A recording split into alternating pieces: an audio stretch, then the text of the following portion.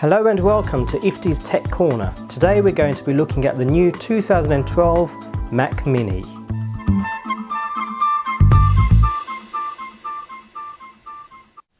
Now this Mac Mini has only just been released a couple of weeks ago. It's similar to the previous generation Mac Mini, the only difference being internally. So it's got an upgraded processor, the Ivy Bridge. It's got the HD 4000 graphics, so upgraded graphics. And finally, we've got them all important USB 3 ports on the back of the actual machine. So let's get stuck in and see what we get inside the box. Now this particular version, as we can see here, it's the server version. The box is pretty standard, so nothing too special in the box. Now I purchased the server version because I'll be using it as a server, and it will be used as a headless server, so I wanted the storage rather than the mid or the lower Mac Minis which came with the lower storage. The actual server version comes with two 1 terabyte hard disks, so that's 2 terabytes of storage overall. So I was after the storage rather than anything else. We could upgrade one of these hard drives to an SSD, so have the boot disk as an SSD, but as I said, if you're using it as a server, you're really not going to see the benefit of that. This actual model is the high-end 2.6 gigahertz quad-core i7, so this is the highest processor you can currently get in the Mac Mini, and obviously, as I said, it comes with the two 1 terabyte drives. It does come with the standard 4 gig of RAM. It's always advisable to purchase your own RAM rather than buying the upgrade from Apple. It's much cheaper. So I do actually have crucial memory right here that I'll be using, and I'll be upgrading this to either 8 or 16 gigs of RAM. So the box is now being unwrapped, so let's take a look inside. Okay, so once the box has been unwrapped, you simply slide this across to get inside, and there is the actual Mac Mini itself. We'll take a look at that in just a second. Inside the box, all we get is your standard quick start guides and your Apple stickers.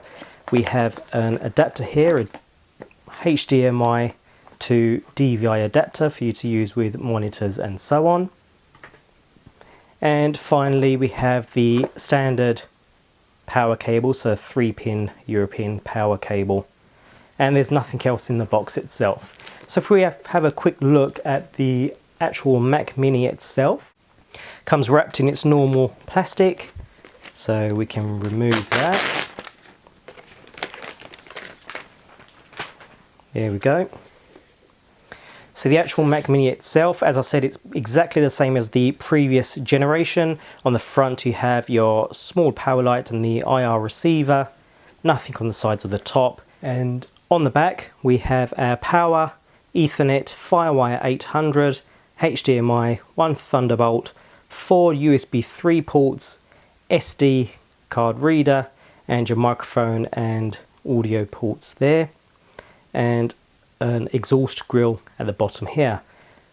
Power button is at the corner. If we turn this over, obviously we've got the standard easy to open base here, and this is where you would upgrade your hard drive. Bear in mind with the Mac Mini you are allowed to upgrade your RAM, sorry, not your hard drive. You are allowed to upgrade your RAM and your system will still be covered by warranty. If you go any further than that, although you can upgrade the hard drives, not too difficult, but not for the faint-hearted. But you can upgrade your hard drives, however that will void your Apple warranty. So what we'll do, I'll go across and hook this up. We'll have a quick play with this and we'll do a first boot. We'll see exactly how it performs, and we'll be upgrading the RAM in this server unit to either 8 or 16 gigabytes depending on the needs. Now the last point to note is that there are actually currently 3 versions of the Mac Mini you can purchase.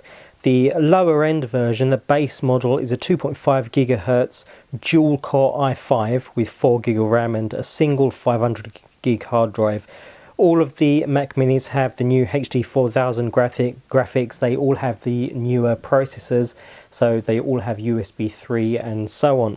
Now the mid and the server is where the confusion usually lies. Now the mid Mac Mini 2012 has the same processor as the server, so it's a base 2.3 gigahertz quad core i7 which you can upgrade to, as I've done with this, to a 2.6 GHz quad-core i7. Now the processor in both is exactly the same, the RAM in both is exactly the same. The only difference between the two is that the mid comes with a single 1TB hard drive, and the server version comes with a dual 1TB hard drive configuration, so 2 hard drives.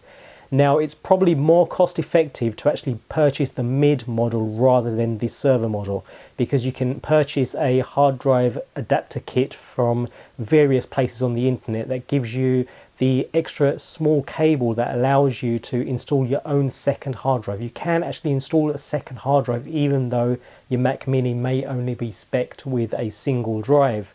Now over in the UK it's much harder to get hold of that little adapter cable, and by the time you've purchased a second hard drive, by the time I had purchased and had the actual dual drive kit imported into the UK, it would have probably worked out the same, which is why I just went for the actual server model to save all the hassle.